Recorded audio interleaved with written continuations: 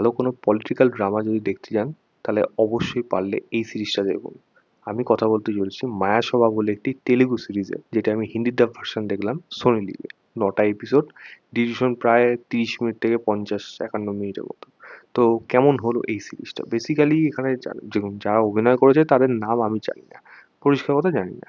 তবে যাদের রোল তারা অভিনয় করেছে, মানে যাদের ইন্সপিরেশন নিয়ে করা হয়েছে, সেটা হলো একজন মানে এখন অন্ধ্রপ্রদেশের মুখ্যমন্ত্রী চন্দ্রবাবু নাইডু, ওয়াইএসআর রেড্ডি। এই দুজনের বন্ধুত্বের গল্প এখানে উঠে আসে, এবং সঙ্গে এখানে এন.টি. রামারাওয়ের গল্পও কিন্তু উঠে আসে। তার পলিটিক্যাল দিক বা ওই সময় কি কি সিচুয়েশন হয়েছিল সেগুলোর উপর বেস করে কিছুটা ফিকশন করে কিন্তু এই গল্পটাকে বানানো হয়েছে। বেসিক্যালি গল্পটা হলো মানে এই ওয়াইএসআর রেড্ডি এবং চন্দ্রবাবু নাইডু, এদেরই উত্থান, এদের উত্থানেরই গল্প। তো সেই সময় পলিটিক্যাল প্রেশার কি কি ছিল, এখানে ইন্দিরা গান্ধীর ভূমিকা দেখানো গেছে হলো দিব্যা দত্তকে।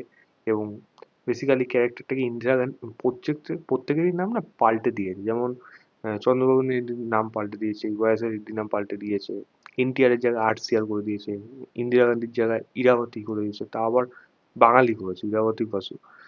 এটা একটু মানে বাঙালি না করলেও পারতো, মানে সেটা মানানসই হয় না দেশের পলিটিক্স এর সাথে, সমস্ত কিছুর সাথে, যেটা শুনতে একটু অড লেগেছে। যাই হোক, সেটা পরের কথা। বাট এরকম ধরনের নাম পাল্টে দিচ্ছে, বাট কোথা থেকে নেওয়া গেছে সেগুলো বোঝা যায়। আদারওয়াইজ উইকিপিডিয়াতে গেলে আপনারা পরিষ্কার করে বুঝতে পারবেন কোন ক্যারেক্টারটা থেকে কোথা থেকে ইন্সপিরেশন নেওয়া হয়েছে। তো বেসিক্যালি গল্পগুলো এদেরই, এবং এদের যে বন্ধুত্বপূর্ণ সম্পর্ক, সেখান থেকে পলিটিক্যাল ওয়ার কিভাবে লড়ছে, এই নিয়ে কিন্তু সিরিজটা রয়েছে।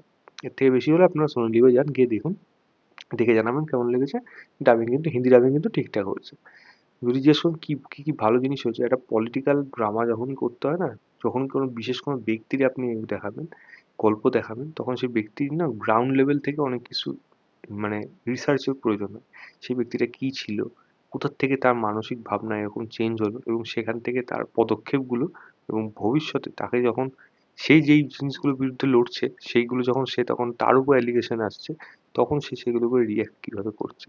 তো এত যেগুলোকে, এই ঘটনাগুলোকে ভালোভাবে যদি সাজিয়ে লেখা যায় না, তাহলে কিন্তু সেই ক্যারেক্টারটা আরো বেশি ইন্টারেস্টিং হয়ে ওঠে। এই সিরিজটার মধ্যে প্রধান মেন জিনিস হলো এর রাইটিং। মেন কথা হলো এই দুটো ক্যারেক্টারকে এত ভালোভাবে লেখা হয়েছে, তাদের বন্ডিংটা এত ভালোভাবে লেখানো হয়েছে, সেটা কিন্তু আপনি ফিল করতে পারবেন। এটা পারফরমেন্সও যেরকম ভালো করেছে, প্রত্যেকের পারফরমেন্স এখানে ভালো আছে। লিড যারা আছে তারা তো অবশ্যই, এন.টি. রামারাও যিনি অভিনয় করেছেন তার হলো বেশ ভালো। তো পারফরমেন্সের দিক দিয়ে কোনো খামতি নেই, এবং মানে রাইটিং এর দিক থেকে কিন্তু এদের ক্যারেক্টারগুলোকে বেশ ভালোভাবে লেখা হয়েছে। এবং এদের পলিটিক্যাল দিক এবং এদের পার্সোনাল দিক খুব বেশি যে রয়েছে তা না, সেগুলো যা যা রয়েছে ঠিকঠাক থাকে, ওটা নোন ট্রুপ হিসাবে রয়ে গেছে। বাট ওভারঅল পলিটিক্যাল দিকগুলো কিন্তু ভালোভাবে লেখা হয়েছে, যার জন্য কিন্তু কাজটা ভালোভাবে উঠে আসতে সক্ষম হয়েছে। কালার গ্রেডিং এর কাজ বেশ ভালো, ওই টাইমে যেরকমভাবে এরাটাকে ক্রিয়েট করতে পেরেছে। প্রোডাকশন কোয়ালিটি ঠিকঠাক। ব্যাকগ্রাউন্ড মিউজিকের অবশ্যই আমি প্রশংসা করবো, খুব সুন্দর মোমেন্ট গুলোকে দারুণভাবে বিল্ড আপ দিয়েছে। এবং ডায়লগের যদি কথা বলি, ডায়লগও কিন্তু সেরকমভাবে রাখা হয়েছে যেগুলো কিন্তু বেশ মানানসই। এবং যদি বলি পলিটিক্যাল রেফারেন্স, দিল্লি এবং অন্ধ্রপ্রদেশ তাদের মধ্যে সম্পর্কটা, এগুলো, এই জিনিসগুলো অনেকগুলো উঠে আসছে গল্পের মধ্যে, যেগুলো হয়তো আমার কাছে হয়তো সেইভাবে জানা না, বা কিছু কিছু জিনিস হয়তো শুনেছিলাম, সেগুলোকে অনেকটা বেশি ডিটেলে কিন্তু এখানে জানা যাচ্ছে। তো সেই পলিটিক্যাল দিকগুলোকে কিন্তু ভালোভাবে দেখাতে সক্ষম হয়েছে, যার জন্য কিন্তু কাজটা কিন্তু একটা ভালো কাজ হিসেবে কিন্তু গণ্য হয়ে থাকে। ছোটখাটো অন্যান্য দিক রয়েছে প্রত্যেক দিন, কারণ এই কাজটা কিন্তু আমার কোনো জায়গায় কিন্তু বোর করেনি। বহুত বড় কাজ, প্রায় 6 ঘন্টা 6.5 ঘন্টা লাগবে এই কাজটা দেখতে, আরো বেশি বোধহয় সম্ভবত, কারণ এটা বেশ বড় কাজ। হ্যাঁ, কিছু জায়গায় একটু মনে হচ্ছিল একটু চপ আউট করতে পারতো, সেটা বড় কথা না। বাট পলিটিক্যাল ড্রামাতে এত মানে একটু সময় নিয়ে সেটা বিল্ড আপ করাটা প্রয়োজন থাকে, যেটা এই কাজটা কিন্তু করে দেখাতে সক্ষম হয়েছে। তো আমি বলবো অবশ্যই গিয়ে কাজটা একবার দেখুন। যদি খারাপ দিক জিজ্ঞেস করেন, দেখুন এখানে সিজির কাজ বা গ্রাফিক্সের কাজ কিছু কিছু জায়গা কিন্তু ভালো না, ফায়ার কিছু আগুনের সিন আছে যেগুলো কিন্তু এখানে ভালো না, বম ব্লাস্টের সিন আছে সেগুলো কিন্তু খুব একটা বেশি ভালো না, বোঝা যাচ্ছে সেগুলোতে চিপ কোয়ালিটি ইউজ করা হচ্ছে। এবং ক্লাইম্যাক্স এই জায়গাটা শেষ করেছে, এটা কিন্তু সিজন 2 একখানা আসবে, সেটা পুরোপুরি ইঙ্গিত আছে, এবং সেটা কিন্তু খুব এক্সাইটিং হবে।